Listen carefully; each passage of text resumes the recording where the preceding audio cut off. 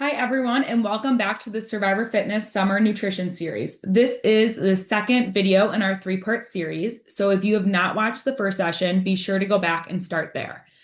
In today's session, we're going to be continuing the conversation on how to reduce overwhelm when it comes to meal planning and everyday eating.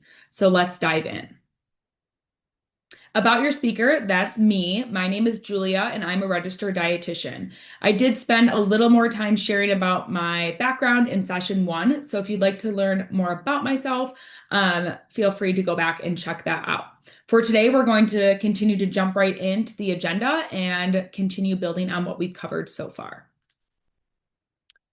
So here you've seen this. If you watch session two, you've seen this slide before. This is just an overview of the series of the three different sessions or parts. So today we're in session two, focusing on learning how to simplify meals by following a simple framework, building a balanced plate, and grocery shopping tips to make all this feel easier.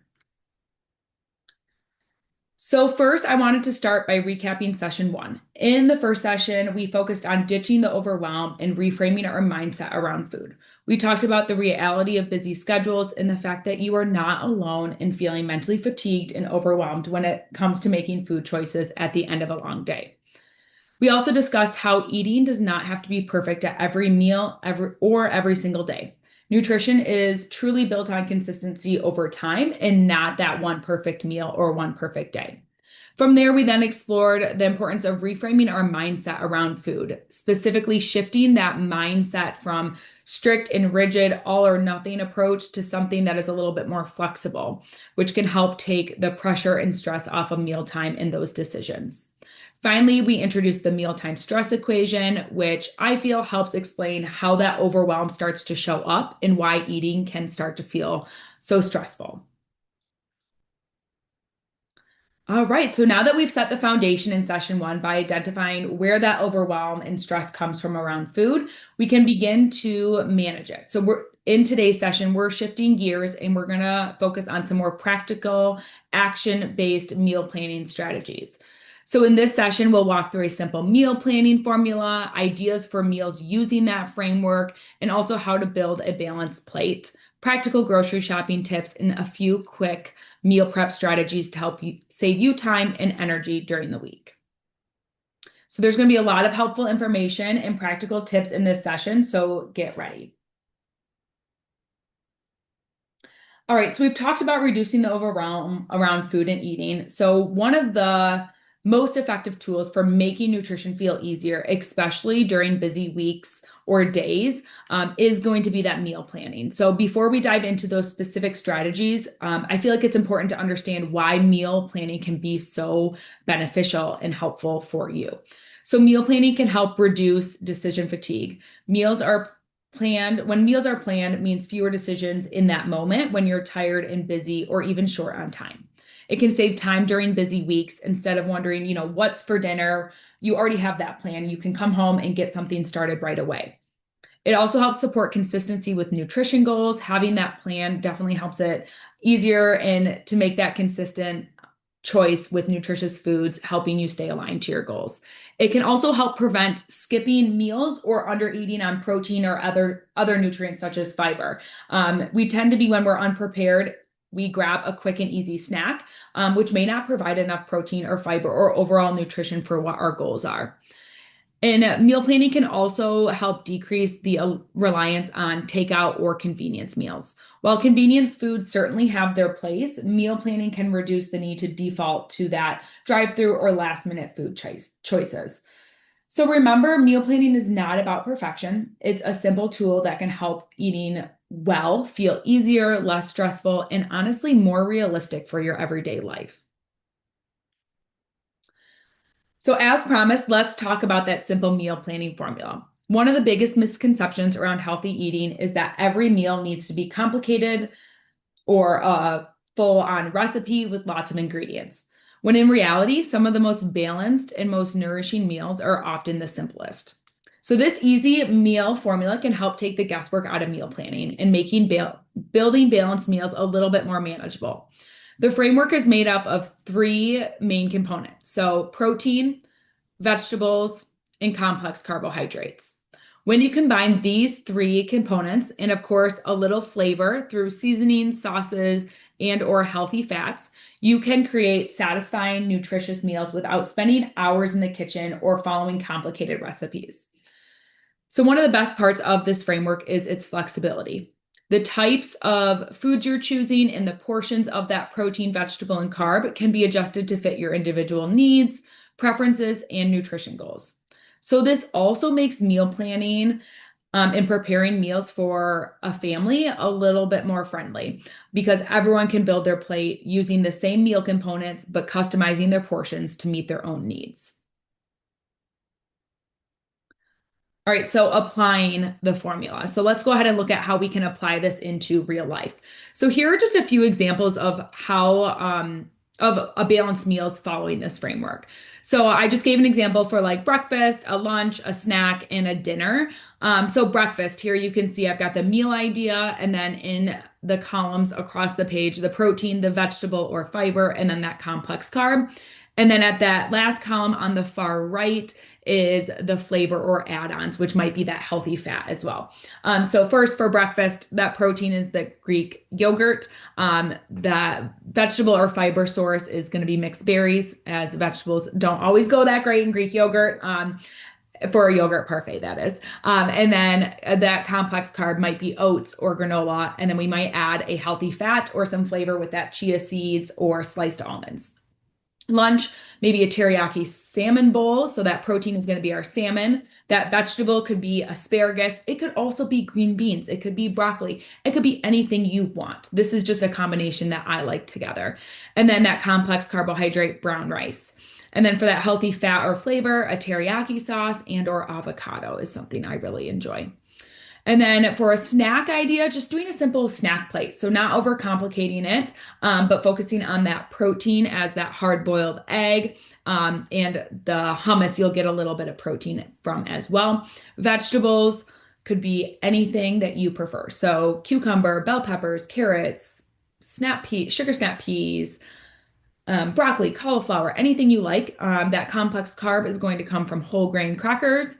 And then that healthy fat or flavor is going to come from that hummus, as well as maybe a handful of mixed nuts on that snack plate.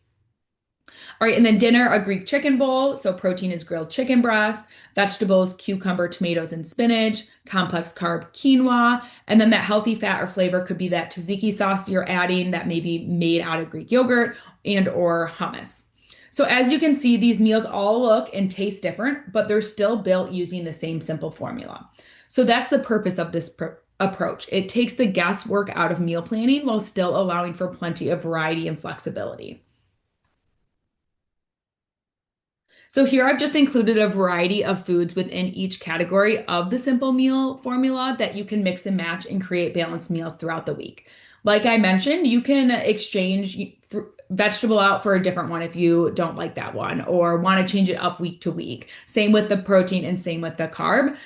So here are just some examples of the different types of foods that fall under each category. And this is just a reference. So remember that these are just examples. There are countless more foods that fit into each category. And the goal isn't just to eat these exact foods, but to use the framework as a flexible guide to build balanced meals while still enjoying what you're eating. So one key part of the simple meal formula we haven't covered yet is the portioning, specifically how we're going to build a balanced plate while using this framework. So a simple guide looks like this. Half your plate is going to be those non-starchy vegetables. So cucumber, bell peppers, green beans, Brussels sprouts, asparagus. A quarter of our plate is going to be protein, approximately 4 to 6 ounces. This all depends on each individual as well as their nutrition goals. And then the other quarter of the plate is going to be those complex carbs. So like our sweet potatoes, our squashes, our beans, our lentils, our rice, our quinoa. And then kind of in the side, in the bottom kind of right-hand corner of that plate, you're going to see healthy fats. So adding these to our meals, or cooking, some of our vegetables in healthy fats like olive oil or avocado oil, or topping a meal with avocado, nuts, or seeds. So as you put meals together, I find it really helpful to think to yourself, do I have a protein, a vegetable, and a quality complex carbohydrate, as well as a healthy fat. So using this when you are building meals at home, meal prepping, and even ordering out, looking when you are ordering out, think, okay, is there a protein? Is there a vegetable? And is there a carb? And kind of what do those portions look like? And then you can always adjust accordingly. So part of meal planning and prepping includes grocery shopping and having the ingredients on hand to prepare.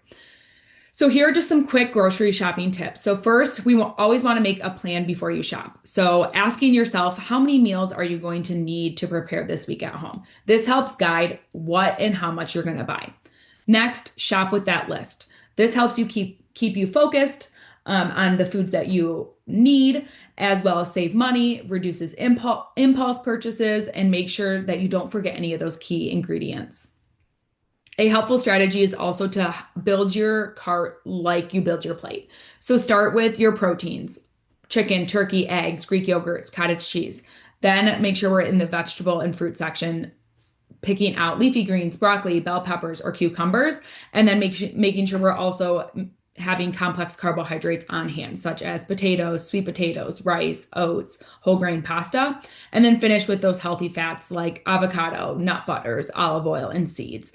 That is just one way, one tip, or one way that an individual might like to grocery shop. It might not work for you, but that's sometimes how I like to think about is when I am at the grocery store, did I get some ingredients from each one of those components that I know I can build quick, simple meals from? So then also before you go to the store, what I like to do is check what you already have. I call it shopping in your own fridge, pantry, or freezer. So typically what I do and recommend is to make your complete list and then go through and shop in your own kitchen first and cross off what you already have. So then you're not missing anything or assuming that you have something and you actually don't.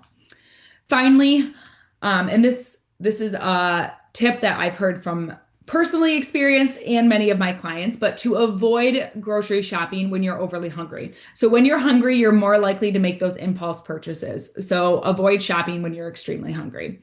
These small strategies can make grocery shopping feel a little bit more efficient, less stressful, and also reassure you that they are aligned with your health goals.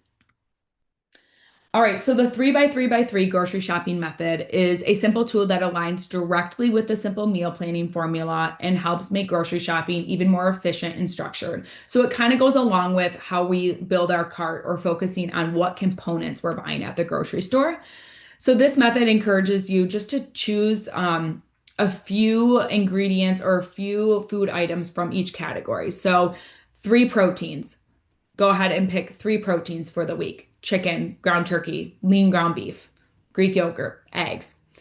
3 vegetable options, 3 carbohydrate options. So by limiting your choices to a few go-to staples that you can then create flexible mix and match not recipes, but meals from, following the simple meal plan formula can be super helpful to not overcomplicate it and just making sure that you have these things on hand.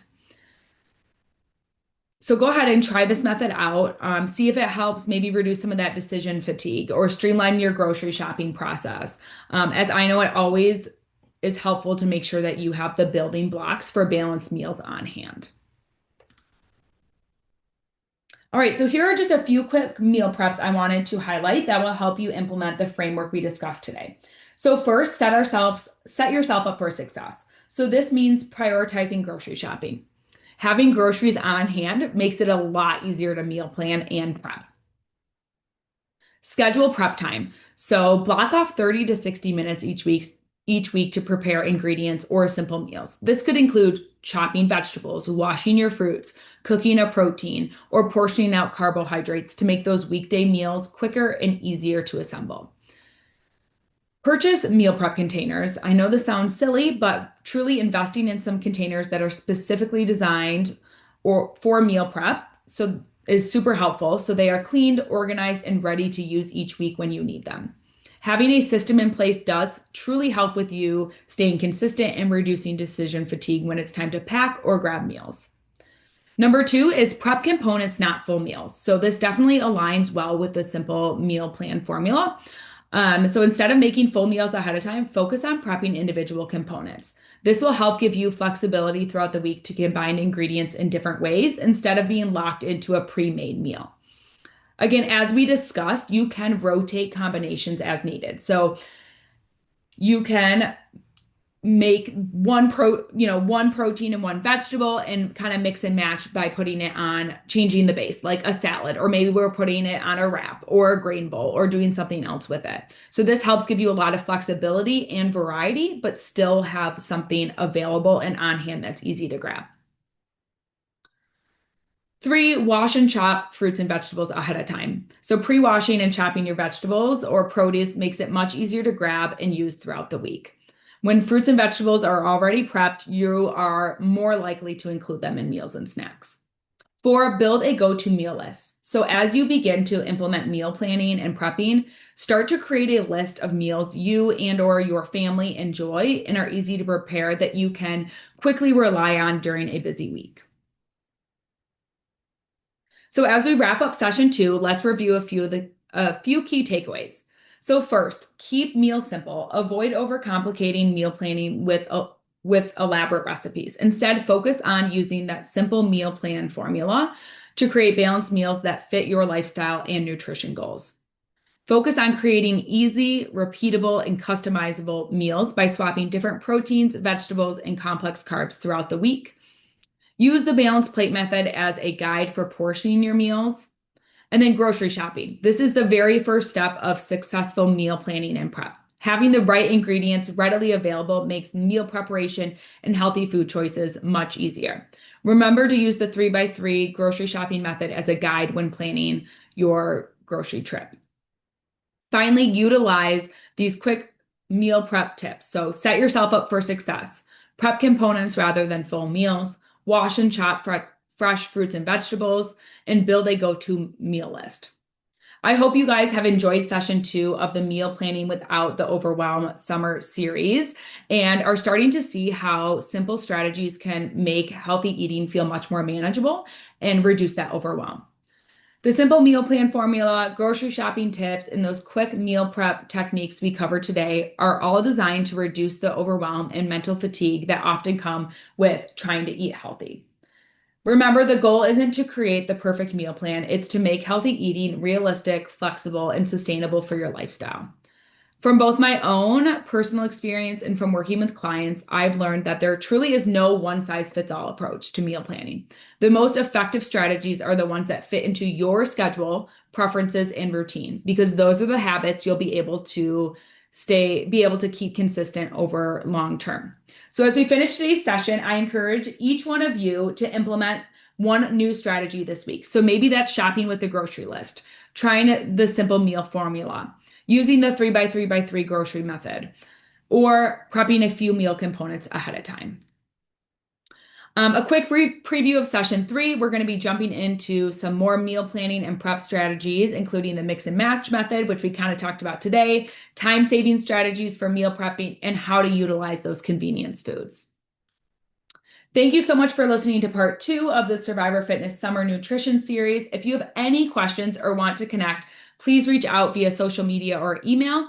Looking forward to seeing you all in part 3.